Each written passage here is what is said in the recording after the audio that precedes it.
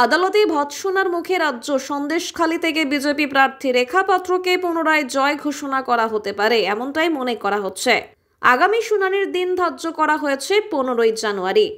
Constituency নিয়ে যে election petition file করা হয়েছে ভারতীয় জনতা পার্টির তরফ থেকে, রেখা পাত্র যেটি ফাইল করেছেন, যিনি কন্টেস্টিং ক্যান্ডিডেট ছিলেন, সেই ইলেকশন পিটিশনটি আজকে শুনানির জন্য এসেছিল। এবার রাজ্য সরকার অদ্ভুতভাবে এই মামলাতে পার্টি না থাকা সত্ত্বেও একটি রিপোর্ট এই ইলেকশন পিটিশনে রাজ্য সরকার ফাইল করে। তাতে আমি আদালতের আজকে দৃষ্টি আকর্ষণ করি, মাননীয় জাস্টিস কৃষ্ণা রাওয়ের সামনে মামলাটি হয়। আমি আদালতের দৃষ্টি আকর্ষণ করে বলি যে রাজ্য সরকার পার্টি না থেকেও ইলেকশন পিটিশনে একখানা রিপোর্ট ফাইল করেছে এবং রাজ্য সরকারের হয়ে এই রিপোর্টটা অ্যাফার্ম করেছে হচ্ছে রিটার্নিং অফিসার।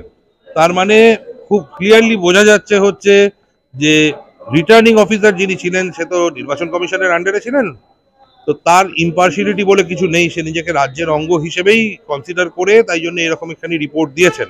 এবং আমি বলি যে এই রিপোর্টটি আমার মামলার জন্য অত্যন্ত গুরুত্বপূর্ণ, কেননা এর থেকেই বোঝা যাচ্ছে যে রিটার্নিং অফিসারের ভূমিকা কতটা পক্ষপাত দুষ্ট ছিল।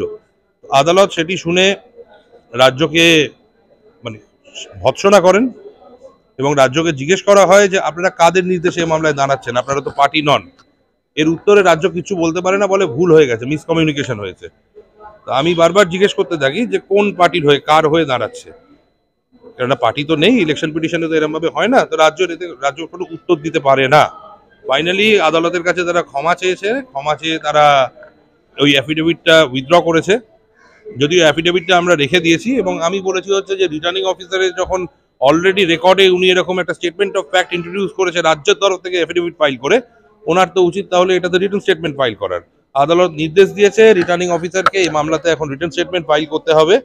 মামলাটি পুনরায় শুনানির জন্য আমরা এই হাজি নূর, যিনি ওখান থেকে জিতেছিলেন, যেটা আমরা চ্যালেঞ্জ করেছি আর কি, তার মৃত্যুর তথ্যটাও আজকে অ্যাপ্লিকেশনের মাধ্যমে ইন্ট্রোডিউস করেছি।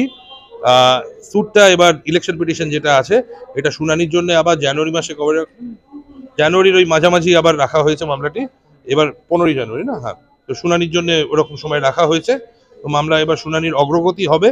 আমাদের দৃঢ় বিশ্বাস মামলার যা মেরিট, তাতে এই ইলেকশন, এই রেজাল্ট স্যাটিসফাইড হবে এবং আমাদের যিনি মক্কেল আছেন, যিনি বিজেপির ক্যান্ডিডেট ছিলেন রেখা পাত্র, ওনাকে উইনার ডিক্লেয়ার করা হবে। নমস্কার।